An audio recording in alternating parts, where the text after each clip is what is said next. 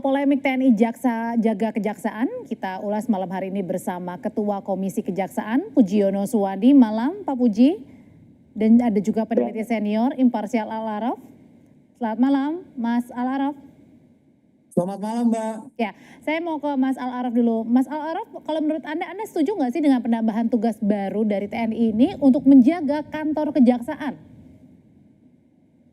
Ya, menurut saya Surat Telegram Panglima TNI perlu segera dievaluasi oleh Presiden dan DPR karena ini sudah berlebihan dan tidak sejalan dengan undang-undang dan fungsi TNI sebagai alat pertahanan negara. Gitu. Karena militer hakikatnya dilatih dan dididik untuk kesiapan perang sebagai alat pertahanan negara. Sementara kejaksaan adalah bagian domain penegakan hukum. Konsekuensinya militer seharusnya tidak masuk ke wilayah-wilayah untuk menjaga di kejaksaan. Dan di wilayah kejaksaan sebenarnya masih ada satuan-satuan pengamanan internal kejaksaan yang bisa digunakan untuk pengamanan, tidak perlu menggunakan militer. Ini sesuatu yang tidak proporsional dan tidak sejalan dengan... Ini bisa dibilang salah kamar, Mas Al-Araf? Apa? Seperti salah kamar begitu dengan menjaga kantor kejaksaan TNI ini? Ya, bukan hanya salah kamar, ini sesuatu yang tidak sejalan dengan hukum gitu. Biar bagaimanapun dalam negara demokrasi itu harus ada spesialisasi fungsi dan tugas.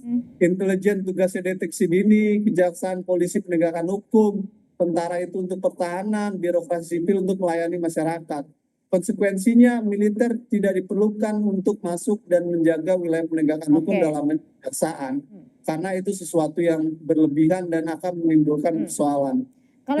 Secara hukum juga ini menurut undang-undang tidak sejalan. Kalau menurut Jubir Panglima TNI menyebutkan ini adalah sesuatu yang berdasar MOU tahun 2023, saya sudah menyampaikan di DPR waktu RDP Undang-Undang TNI, MOU itu melanggar Undang-Undang TNI karena hanya bisa dilakukan melalui keputusan Presiden. Mas Al-Araf, oke, kita bahas satu-satu dulu ya. Tadi kalau Anda nilai ini terlalu berlebihan ya, tapi di satu sisi Kapuspen bilang ini tidak terlalu berlebihan kok. Kalau dari Komjas sendiri ini setuju apa enggak dengan penambahan tugas barunya TNI menjaga kantor kejaksaan? Ya, tadi sudah disampaikan oleh di Puspen TNI ya, dan juga Mas Araf juga sudah menyampaikan dalam perspektif yang berbeda. Semuanya saya pikir muaranya sebenarnya sama. Kita punya kesepakatan untuk penegakan hukum yang fair, yang adil dan segala macam. Itu satu. Dan kalau kita lihat komitmen Pak Prabowo dalam menegakkan hukum itu kan begitu kuat. Nah, sebenarnya kehadiran dari TNI itu sebenarnya tidak ada yang dipersoalkan sama kehadiran dalam pengamanan yang lain, karena konteksnya satu, tadi sudah disebut itu adalah bagian dari pelaksanaan MOU. Yang kedua juga ada PKS dengan Intel, yang tentu dasarnya bukan soal pengamanan kantor, tapi dasarnya adalah karena sejak 2018 itu kan sudah ada Jambit-Mil untuk penanganan koneksitas. Dan kalau kita lihat tren penanganan koneksitas itu di kejaksaan, itu sejak adanya Jambit-Mil itu semakin tinggi. Penanganan koneksitas itu bukan hanya sekedar menangkap orang sampai kemudian membawa ke pengadilan, bukan hanya sekedar itu, tapi juga kaitannya dengan barang bukti dan segala macam. Itu juga nanti yang ditangani oleh kejaksaan. Saya melihatnya pengamanan ini adalah konteksnya sekedar soal karena sudah ada Jambit-Mil dan perkara-perkara koneksitas yang semakin banyak, maka urgensi pengamanan itu menjadi sesuatu yang menurut saya penting.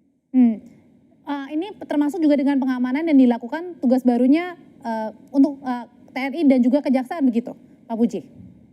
Iya, jadi karena perkara koneksitas yang semakin tinggi, semakin banyak ya, secara kuantiti ini semakin banyak, dan sitaan terhadap barang-barang bukti yang kita lihat juga kemudian juga semakin banyak, maka butuh pengamanan dan komitmen dari Panglima TNI. Tapi banyak orang juga yang takut bahwa kehadiran TNI ini bisa memengaruhi independensi apa yang sedang dikerjakan oleh jaksa, misalnya dalam meneliti sebuah kasus. So far kan tidak ada persoalan kan, jadi kejaksaan tetap kemudian independen, tidak berada di bawah institusi lain selain di bawah Presiden, sehingga pengamanan ini kita lihat hanya soal kemudian ini wujud dari pengimplementasi karena ada Jambit-Mil. terus kemudian ada apa namanya tadi saya sebut ada PKS antara Jamintel dengan Puspom TNI, terus kemudian perkara koneksitas yang semakin tinggi, maka itu butuh pengamanan, dan pengamanan ini hal-hal yang wajar saja kok sebenarnya kan dalam undang-undang TNI juga. Tapi juga urgensinya apa Pak Puji?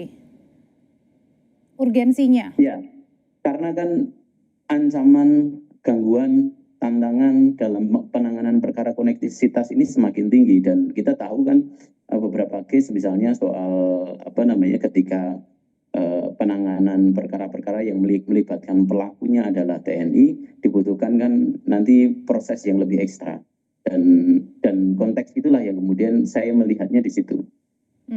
Bukannya malah masuk angin di situ, ada kemungkinan kalau misalnya sejauh ini tidak ada. Jadi justru malah kan kemudian kalau kita lihat arah KUHAP ya, kalau arah KUHAP ke depan itu kan arahnya kan koneksitas itu langsung ada di single rule system. Jadi langsung ada di bawah peradilan umum, tidak ada lagi nanti militer yang melakukan perbuatan pidana umum itu tidak diadili di peradilan militer, tapi kemudian langsung jadi single rule system. Arahnya kan demikian. Nah, ketika kemudian proses penuntutan itu dilakukan oleh dikoordinasikan oleh Jampitmil, tentu kan HGAT-nya dilihatkan mungkin akan besar, sehingga kehadiran teman-teman TNI dalam konteks itu mungkin dipersiapkannya ke arah sana. Oke, sambil dicoba juga saya sebenarnya mau banyak tanya nih ke peneliti senior imparsial Mas Al-Araf, tapi kemudian sambungannya masih kurang baik. Oh, sudah baik. Saya mau coba dulu menyapa kembali Mas Al-Araf. Ya Mbak, halo. Ya, ini sekarang terdengar ya Mas ya? Ya, terdengar saya. Ya. Mas Al-Araf, tadi kata Komjak bilang setuju juga dengan tambahan agar TNI ini menjaga kantor kejaksaan, karena bisa membantu juga misalnya case-case kalau dalam kejaksaan misalnya menangani kasus-kasus tertentu yang melibatkan anggota TNI yang kemudian nanti bisa ada bentuk kerjasamanya seperti itu. Nah, tapi kalau dari Mas Al-Araf sendiri, sebenarnya bentuk kerjasamanya ini ditakutkan juga nggak sih, jangan-jangan nanti bisa mempengaruhi independensi yang sedang dikerjakan oleh para jaksa-jaksa yang salah satunya misalnya menelisik dugaan-dugaan yang dilakukan oleh oknum anggota TNI dalam kasus-kasus tertentu? Ya, saya rasa tugas utama Komisi Kejaksaan itu untuk mengawasi kejaksaan. Oleh karena itu, ya Mas, kita boleh beda pendapat dalam sisi ini, tapi bukan kemudian apa yang terjadi sekarang ini terjadi kesalahan, bukan ya disetujui kesalahan ini. Kita boleh beda pendapat dalam Yang kedua, tapi penanganan perkara koneksitas alasan Jampitmil itu sifatnya kasuistik, berbeda dengan penanganan Kejari-Kejati. Jadi dalam Undang-Undang TNI itu fokusnya hanya untuk Jampitmil, Jaksa Muda Pidana Militer. Apa fungsi Jaksa Muda Pidana Militer? Itu untuk penanganan kasus koneksitas. Berbeda dengan surat telegram ini yang konteksnya jauh berbeda dengan persoalan itu gitu. Ini wilayah pengamanan di kejaksaan gitu, yang domainnya nggak ada hubungannya sama isu Jampitmil tadi. Jampitmil itu sifatnya ad hoc dan itu pun menimbulkan kontroversi. Jadi buat saya tidak cukup relevan alasan tentang Jampitmil itu gitu. Yang dikritik oleh masyarakat sipil adalah bahwa surat telegram itu pengerahan kekuatan TNI untuk mengamankan Kejati dan Kejari itu salah, karena dalam konstitusi Indonesia Presiden adalah penguasa tertinggi atas angkatan darat, angkatan laut, dan angkatan udara. Sehingga yang memungkinkan pengerahan kekuatan TNI untuk operasi perang atau operasi selain perang, dalam hal ini misalkan dilibatkan mengatasi kejaksaan, itu hanya Presiden. Tidak bisa dengan MOU. Sudah seringkali disampaikan MOU itu melanggar Undang-Undang TNI dan melanggar konstitusi. Karena pengerahan kekuatan jadi perlu dibatalkan Mas Al-Araf? Itu hanya bisa dilakukan oleh keputusan Presiden sesuai konstitusi. Perlu dibatalkan MOU-nya atau perlu dikaji ulang? Bahwa Presiden adalah penguasa tertinggi atas angkatan laut, angkatan darat, dan angkatan udara, sehingga hanya Presiden yang bisa mengerahkan, bukan Panglima TNI dan juga bukan melalui surat telegram. Jadi ini kekeliruan yang serius gitu, dan harus segera dikoreksi gitu. Saya berharap kita harus mulai berpikir secara lebih objektif dan konstitusional. Jangan tarik-tarik militer ke dalam wilayah-wilayah penegakan hukum, pengamanan seperti ini. karena ada tugas-tugas dan fungsi utama dia yang dia harus bekerja secara lebih serius, yakni menjaga kedaulatan negara. Apalagi secara geopolitik kita menghadapi tantangan Nah, serius loh Mbak. oke, Persoalan Mas Israel, Alaraf. perang Hmm. India, konflik Laut Cina Selatan, Ukraina, Rusia. Jadi tentara kita harus dipersiapkan untuk menghadapi perang, Oke, bukan untuk menjaga menjagakan kedaulatan negara itu yang terpenting ya. Kembalikan lagi ke tugasnya TNI ya. Mas Alaraf, saya mau tanya pendapatnya ke Mas Puji, Pak Puji. Gimana tuh Pak? TNI kembalikan saja lagi fungsinya bahwa ya menjaga kedaulatan negara, menjaga NKRI. Ya, kan clear itu. Kalau mau kita kemudian mau ketidaksetujuan itu kan pelaksanaan itu kan dasarnya norma.